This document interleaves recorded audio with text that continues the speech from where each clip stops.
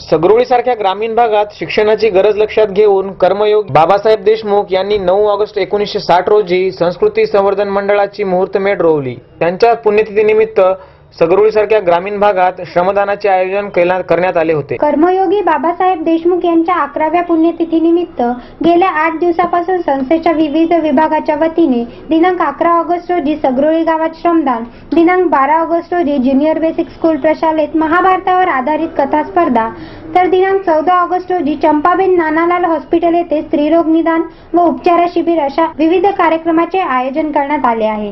दिनांक 16 ऑगस्ट रोजी सगरोळी येथील संस्कृती संवर्धन मंडळ या संस्थेचे संस्थापक स्वर्गवासी कर्मयोगी बाबासाहेब देशमुख यांची 11वी पुण्यतिथी आहे। सगरोळी सारख्या ग्रामीण भागात शिक्षणाची गरज लक्षात घेऊन कर्मयोगी बाबासाहेब देशमुख यांनी 9 ऑगस्ट 1960 रोजी संस्कृती संवर्धन मंडळाची मुहूर्तमेढ रोवली।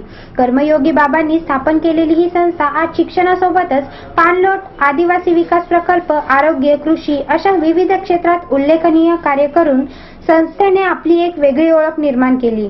गरीब, अनाथ व मागासलेल्या विद्यार्थ्यांच्या उत्कर्षासाठी ही संस्था अहोरात्र झटत असते। कर्मयोगी बाबासाहेबांनी स्वतः समाजासाठी वाहून घेतले होते। त्यांच्या कार्याची दखल घेऊन त्यांना केंद्र शासन व महाराष्ट्र शासनाच्या विविध पुरस्काराने गौरविण्यात आले होते। बाबासाहेबांनी समाजासाठी केलेले कार्य आजही या संस्थेच्या वतीने अखंडितपणे चालू आहे।